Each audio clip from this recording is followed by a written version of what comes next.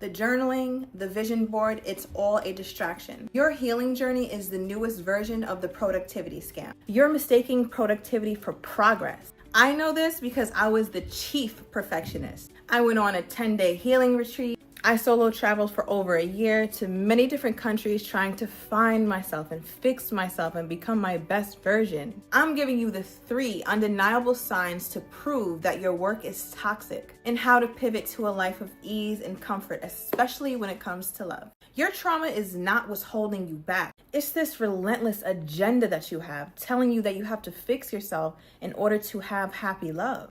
You have already paid the price for your healing. Before we continue, I just want to give this quick disclaimer. If you have an active, unmanaged mental health crisis like severe addiction or a deep level of instability, a genuine pause is necessary for you, and this is not the work that I'm calling a hoax. But for the rest of us with everyday anxiety, your anxiety is not a terminal illness. It is a character trait. The rest of your growth on your journey is done in motion. You're waiting for a finish line that was never built. I know this personally because all the flaws that I thought I'd fixed when I was on my healing journey and I was traveling the world came screaming right back at me when I got into a healthy relationship. I realized that the wounds that I'd closed in isolation can only be healed in relation to a safe partner. Sign number 1, you're allergic to ease. Effortless love can feel so boring or even suspicious because it's so unfamiliar. You've internalized that receiving requires constant labor. I used to love a good roller coaster ride when it came to love and romantic relationships. If that man didn't make my heart beat at 100 miles per minute,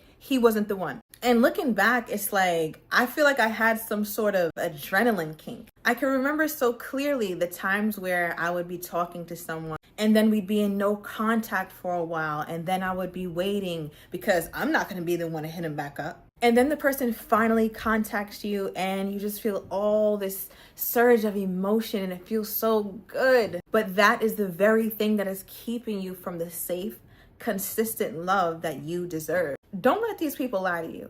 There are many components of love that are trying and hard and growth oriented, but there's also so many aspects of it that are just simply easy when you're with a healthy person, and most importantly, you have a healthy mindset as well, or a healthy enough mindset. Sign number 2, your journal is a weapon of mass destruction. Your journal is almost like an accounting ledger of your flaws, and you use this to find evidence that, oh my God, I'm not quite fixed, so I have to keep healing. It is toxic self-critique that is disguised as healing. You're really using this to postpone your life. Sign number 3, isolation has become your personality. Nope, I'm not going. I'm gonna sit at home and mind my business. I don't have time for that. I'm gonna just focus on me. This right here was one of my favorite excuses. I'm a lone wolf. I'm an alpha woman.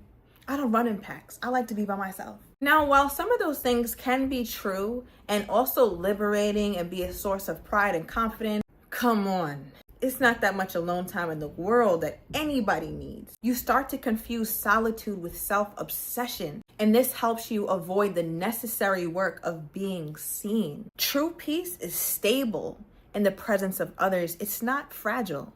If your peace constantly requires you to retreat, you have a highly managed environment, and that is not how love works or thrives, whether it's the love you have for yourself or the love that you're trying to cultivate with another person. So how do we pivot from this? How do we get out of this stuck feeling? You retire from the job, stop waiting for the finish line, and stop believing that you need to be a perfectly healed woman. The world needs an honest and available woman who owns her complexity. More on this topic in the next video, so if you liked it, please hit subscribe, and I will see you guys next time.